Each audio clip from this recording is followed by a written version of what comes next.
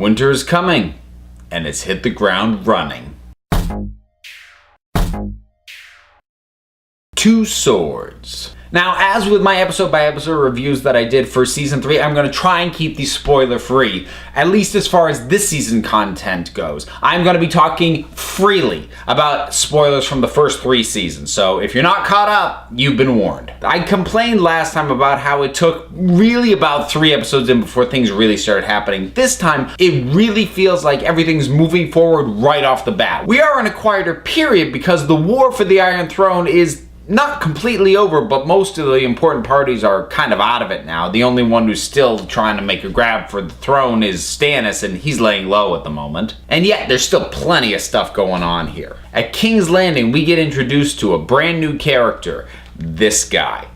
I like him. I like him a lot, and that's actually really difficult to pull off because introducing new characters 4 seasons into a running show, if they don't connect, every time you go to them, it's like, well, why am I spending time with this new person who I don't know yet when I could be spending time with the characters that I know I like? So new characters tend to start at a disadvantage. So when you get one that works right out the gate like this guy does, that's worthy of some serious praise. He's intriguing, he's charismatic, he's got a really legitimate grudge against the Lannisters, and I'm really gonna be interested to see how he plays out. Seeing what's going on with Jaime Lannister is interesting. Obviously, he's cleaned up a little bit since last time we saw him, but they're also taking him in some interesting directions and doing it fairly subtly. Something shifted in him, and the people around him can sort of tell that too.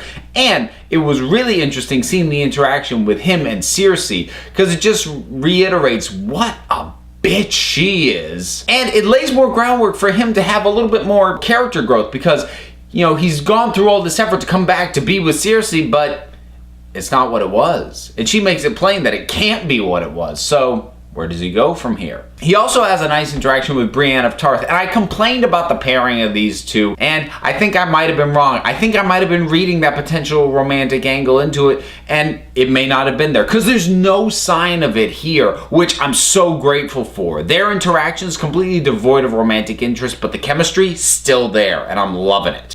Sansa's taken a slight backward step for me. She was starting to go somewhere interesting in the last couple episodes of last season after she got married off, but now she's dealing with the aftermath of even more members of her family getting killed, so now she's back into moping again. It's a necessary step for her. I'm just hoping that we can get her through this and get her back onto the way to being interesting. And, you know, I really hate to say this, Tyrion's boring me a little bit. He seems to just be stuck in this cycle of people not supporting him and he just being sort of down on his luck in a lot of ways. And Shae factors into that, and I'm kind of done with her at this point, really. But I keep waiting for Tyrion to start to pull himself out of the situation that he's in, because he's been stuck in this Master of Coin role and not doing too much else for a while now. And I want to see a little bit of a shakeup with him. Up at the Wall, Jon Snow's back with the Night's Watch, and actually something interesting happened.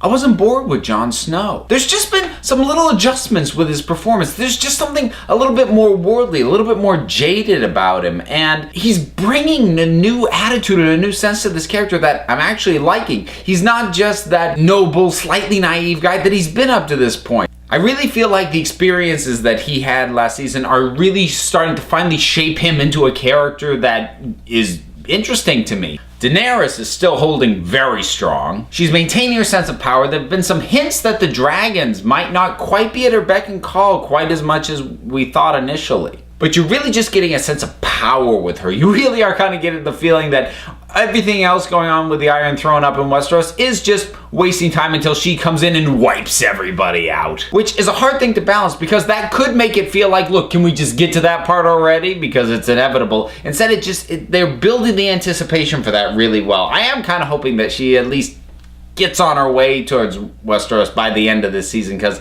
they have stretched it out a little bit up to this point. Speaking of Daenerys, though, they did a little bit of an odd thing with her new lieutenant, Daario Naharis. And it's a little bit jarring, because you see, last season, he was played by this guy. Okay? Now, this season, he's played by this guy. It's a little jarring. When he actually showed up, even though they said his name, I was looking at him going, who is that?